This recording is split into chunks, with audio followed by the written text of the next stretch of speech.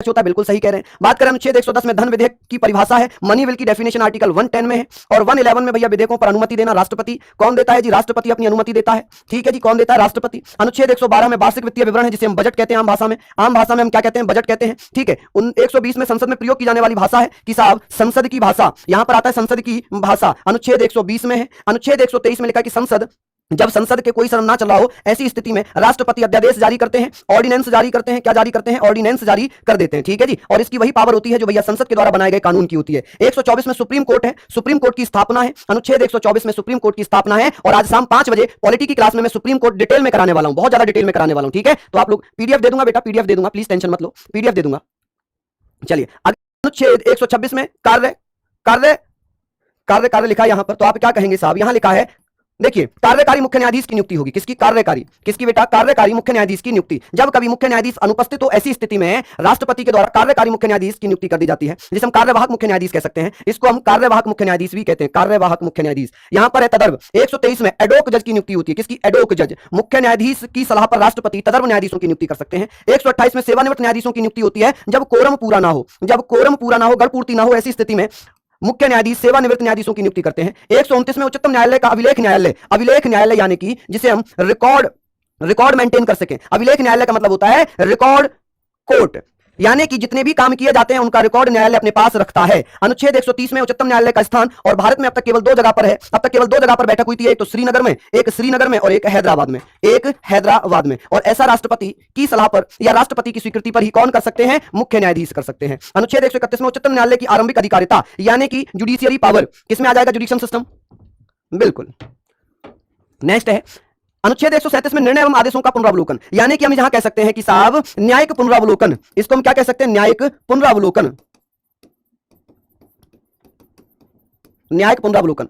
143 में लिखा हुआ है उच्चतम न्यायालय से परामर्श करने की राष्ट्रपति की शक्ति। राष्ट्रपति अनुच्छेद 143 में भैया क्या कर सकता है? सलाह मशवरा सुप्रीम कोर्ट से ले सकता है। अनुच्छेद 148 में भारत का नियंत्रक एवं महालेखा परीक्षक, जिसे सीएजी बोलते हैं। सीएजी कौन है वर्तमान में? बताइए, कौन नियुक्ति करेगा? तो राष्ट्रपति महोदय करेंगे। कौन करेंगे जी? राष्ट्रपति। अनुच्छेद 149 में नियंत्रक एवं महालेखा परीक्षक के कर्तव्य। अनुच्छेद 153 में राज्यों के राज्यपाल। 154 में राज्यपाल की कार्यपालिका की शक्तियां।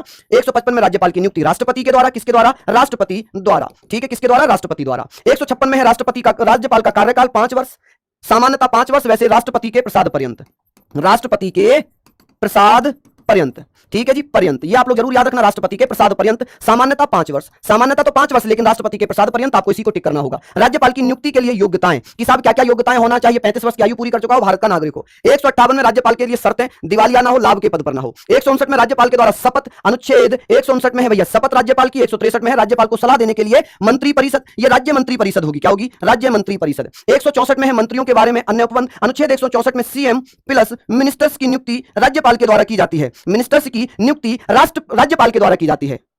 चलिए लिख लिया आप लोग, चलिए लिख लिया आप लोग, जल्दी जल्दी से बता दीजिए।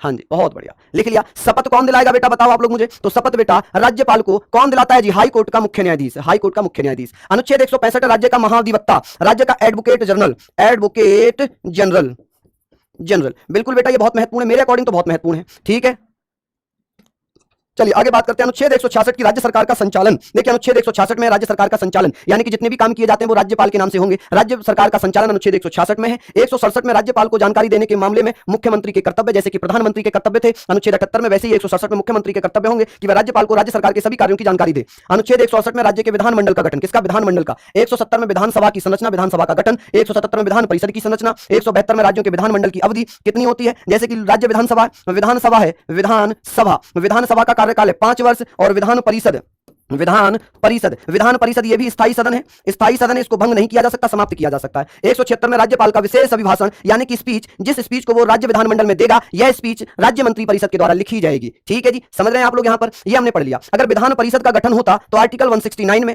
विधान परिषद का गठन संसद के द्वारा किया जाता है। किसके द्वारा? संसद के द्वारा। अनुच्छेद 177 है सदनों के बारे में मंत्री और महाधिवक्ता के अधिकार। अनुच्छेद 178 में विधानसभा के अध्यक्ष और उपाध्यक्ष, ये बहुत इंपॉर्टेंट होगा कि भैया उपाध्यक्ष और अध्यक्ष की नियुक्ति कौन से अनुच्छेद में? अनुच्छेद 178 में। 179 में अध्यक्ष उपाध्यक्ष का पद रिक्त होने से उन्हें हटाया जा सकता है। 180 में अध्यक्ष के पदों के कार्य व शक्तियां, ये आप लोग पढ़ लें। ठीक है, नेक्स्ट भैया ये भी बहुत इंपॉर्टेंट है, आप इसके स्क्रीनशॉट ले सकते हैं, ये मैंने लिख दिए हैं आप लोगों को, आप लोग इसका स्क्रीनशॉट ले लीजिए, जो इंपॉर्टेंट है वो मैं बता देता हूं, इसका भी आप लोग स्क्रीनशॉट यहां लीजिए। अनुच्छेद 188 में है सदस्यों द्वारा शपथ या प्रतिज्ञान। देखिए सदस्यों को शपथ राज्यपाल दिलाता है। 199 में धन विधेयक है, क्या है जी? धन विधेयक।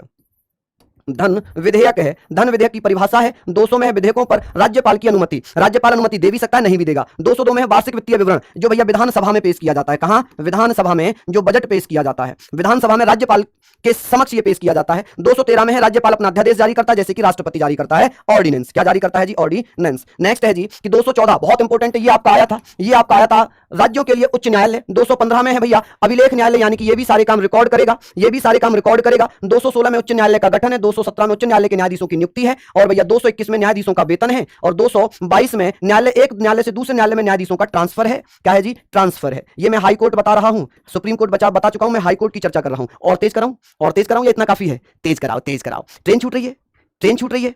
आर्टिकल वाले भी आ रहे हैं, आर्टिकल वाले भी आ रहे हैं। ट्रेन छूट रही है, कहीं जाना है, टाइम दे के आए किसी को, डेट पे जाना है कहीं। मिस विश्वकर्मा कह रहे तनिक तेज। अरे तनिक काम तो पूरा ही तेज कर देना जाए, याद तो होगा ना। फिर जब याद ही ना होगा तो पढ़ने से फायदा क्या होगा, जो बताऊं मुझे है। देख रहे हैं टाइपिंग में थोड़ा सा न्यायाधीश की नियुक्ति, किसकी? न्यायमूर्ति होता है, न्यायमूर्ति की नियुक्ति कर लो, जिसे हम न्यायाधीश कहते हैं। क्या कहते हैं? न्यायाधीश। यानी कि जब भैया हाई कोर्ट का मुख्य न्यायाधीश ना हो तो ऐसी स्थिति में कार्यकारी मुख्य न्यायाधीश की नियुक्ति होगी। 224 में अन्य न्यायाधीशों की नियुक्ति होगी। 226 में रिट निकालने की शक्ति, रिट जारी करने की शक्ति होगी। क्या जारी करने की शक्ति होगी जी? रिट जारी करने की शक्ति होगी। 231 में 2 या 2 से अधिक राज्यों के लिए एक ही उच्च न्यायालय की स्थापना, ये भी इंपॉर्टेंट है। ठीक है। 233 में जिला न्यायाधीशों की नियुक्ति, ये भी इंपॉर्टेंट है। और 241 में संघ राज्य क्षेत्र के लिए हाई कोर्ट, ये भी इंपॉर्टेंट है। दिल्ली का अपना है और जम्मू कश्मीर का अपना है। ठीक है जी, चलिए।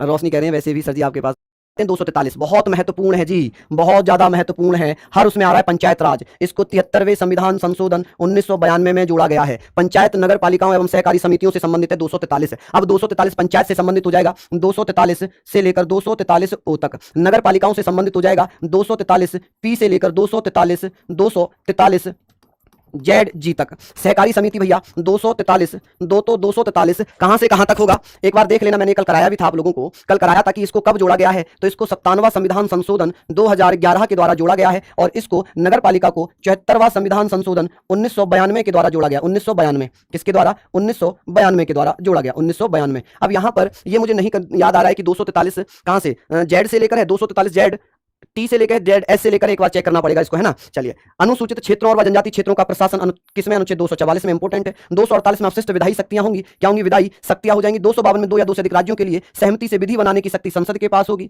257 में कुछ दशाओं में राज्यों पर संघ का नियंत्रण होगा। 262 में अंतरराज्य नदियों व नदी दूनों के जल संबंधित विवादों का विवरण होगा कि जब 2 राज्यों में जल विवाद होता है तो वो किसमें होगा? पहला चुनाव कहां हुआ था गुरुजी? देखिए, अगर मैं बात करूं पंचायत राज को लागू करने वाला पहला राज्य राजस्थान है, 73वें संविधान को लागू करने वाला पहला राज्य मध्य प्रदेश है। ठीक है, चलिए। नेक्स्ट है कि भैया 263 में क्या है? अंतरराज्य विकास परिषद। अंतरराज्य विकास परिषद का गठन 263 में है। 266 में संचित निधि है। 200 कॉन्सुलेटेड फंड। 267 में आकस्मिकता निधि है। 280 में वित्त आयोग है। 281 में वित्त आयोग की सिफारिशें हैं। और 300 में संपत्ति का अधिकार है। इसे हम 300 ए लिखेंगे। और इसको हमने 44वें संविधान संशोधन 1978 के माध्यम से जोड़ा है। ठीक है। 301 में व्यापार वाणिज्य और संगमन की स्वतंत्रता है। 315 में संघ राज्यों के लिए लोक सेवा आयोग है। संघ एवं राज्यों के लिए लोक सेवा आयोग। संघ व राज्यों के लिए होगा ये, संघ व राज्यों के लिए लोक सेवा आयोग। नेक्स्ट है 316 में सदस्यों की नियुक्ति व पदोन्नति। 317 में लोक सेवा आयोग के किसी सदस्य को उसके पद से हटाना या निलंबित करना। 320 में लोक सेवा आयोग के कर्तव्य। और 323 में प्रशासनिक अधिकरण।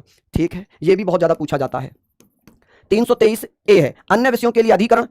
324 में है निर्वाचनों के अधीक्षण, निर्देशन और नियंत्रण का निर्वाचन व आयोग का निर्वहन करना, यानी कि सिंपल पढ़ सकते हैं कि साहब यहां पर इलेक्शन कमीशन है। ये भी आपके आरआरबी ग्रुप डी में आया है, आरआरबी ग्रुप डी में पूछा गया है। ठीक है, चलिए। नेक्स्ट है कि 330 में लोकसभा में अनुसूचित जाति अनुसूचित जनजाति के लिए स्थानों का आरक्षण। बहुत इंपॉर्टेंट है ये वाले, ये बहुत इंपॉर्टेंट है, ये भी बहुत इंपॉर्टेंट है कि 332 में राज्यों के विधानसभाओं में अनुसूचित जाति अनुसूचित जनजाति से संबंधित प्रावधान होंगे। अब भैया अनुच्छेद 334 में क्या है? अनुच्छेद 334 में है भैया इनसे संबंधित आरक्षण, और इसी में संशोधन होता है। इसी में संशोधन फिर से कर दिया गया भैया, 104वां संविधान संशोधन किया गया, 95वां संविधान संशोधन कर दिया गया। ठीक है जी, सैम स्मिथ जी बहुत बढ़िया, धन्यवाद, स्वीकार है आपका भैया। चलिए, ये पढ़ लिया। अब 343 संघ की भाषा, ये भी आपके एग्जाम में आ गया, ये भी आ चुका है। राजभाषा आयोग के संबंध में ये भी आपके एग्जाम में आ चुका है। ठीक है, ये भी आपके एग्जाम में। एक मित्र कह रहे थे आया क्या है? 350 का है प्राथमिक स्तर और मातृभाषा में शिक्षा देने की सुविधाएं हैं। 351 में हिंदी भाषा के विकास के लिए है भैया, ये इसको भी याद कर लो। ये सारी चीजें हैं बहुत इंपॉर्टेंट। 352 में आपातकाल की उद्घोषणा है, जिसे राष्ट्रीय आपातकाल कहेंगे। 356 में राज्य में संवैधानिक तंत्र विफल हो जाने पर क्या है भैया? यहाँ पर राष्ट्रपति शासन लगता है। क्या लगता है जी? राष्ट्रपति शासन लग जाता है।